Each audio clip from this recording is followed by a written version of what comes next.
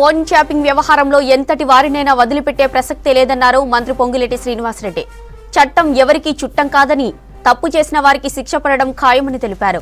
ఖమ్మం జిల్లా వైరాలో నియోజకవర్గ స్థాయి ముఖ్య కార్యకర్తల సమావేశంలో పాల్గొన్నారు పొంగులేటి. ఫోన్ ట్యాపింగ్ కేసులో మాజీ మంత్రులతో పాటు మాజీ ముఖ్యమంత్రి పాత్రను ఆధారాలతో ప్రజల ముందు ఉంచుతామని కీలక వ్యాఖ్యలు చేశారు పొంగులేటి. ఖమ్మం కాంగ్రెస్ ఎంపీ అభ్యర్థి ఎవరైనా సరే గెలిపించుకుంటామని ధీమా వ్యక్తం చేశారు మంత్రి పొంగులేటి. ఫోన్ ట్యాపింగ్ వ్యవహారంలో ఎంతటి వారినైనా వదిలిపెట్టే ప్రసక్తే లేదన్నారు మంత్రి పొంగులేటి శ్రీనివాసరెడ్డి. చట్టం ఎవరికి చుట్టం కాదని, తప్పు చేసిన వారికి శిక్ష పడడం ఖాయమని తెలిపారు. ఖమ్మం జిల్లా వైరాలో నియోజకవర్గ స్థాయి ముఖ్య కార్యకర్తల సమావేశంలో పాల్గొన్నారు పొంగులేటి. ఫోన్ ట్యాపింగ్ కేసులో మాజీ మంత్రులతో పాటు మాజీ ముఖ్యమంత్రి పాత్రను ఆధారాలతో ప్రజల ముంచుతామని కీలక వ్యాఖ్యలు చేశారు పొంగులేటి. ఖమ్మం కాంగ్రెస్ ఎంపీ అభ్యర్థి ఎవరైనా సరే గెలిపించుకుంటామని ధీమా వ్యక్తం చేశారు మంత్రి పొంగులేటి. చట్టం తన పని తన చేసుకుంటా పోతుంది. చట్టానికి ఎవరు చుట్టాలు కాదు.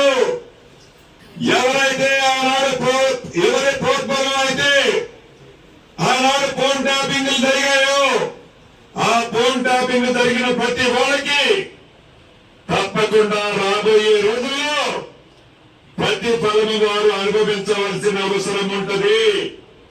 అది ఎంత పెద్దవారిని చెప్పుకొని ఎర్రవీగిన వాళ్ళైనా ఈ రాష్ట్ర ప్రభుత్వం చట్టరీత్యా వారందరిపైన తప్పకుండా చర్యలు తీసుకుంటుంది. ఏదో గుమ్మడికాయ దొంగెవరంటే భుజాలు తడుపుకున్నట్టు ఆనాటి మంత్రులు, ఆనాటి ముఖ్యమంత్రి గారు ఏవైతే అవాక్కులు చవాక్కులు పేలుతున్నారో, ఏదైతే ఈనాడు ఆ ఫోన్ ట్యాప్ విషయంలో ఎంక్వైరీ జరుగుతుందో, ఎంక్వైరీ పూర్తయిన తర్వాత పూర్తి ఆధారాలతో ప్రజల ముందు ఆ ఆధారాలన్నీ ఉంచుతాం. తప్పు చేసిన ప్రతి వాళ్ళని 7 చూడలు లెక్క పెట్టించడానికి ఈ ప్రభుత్వం సిద్ధంగా ఉంది.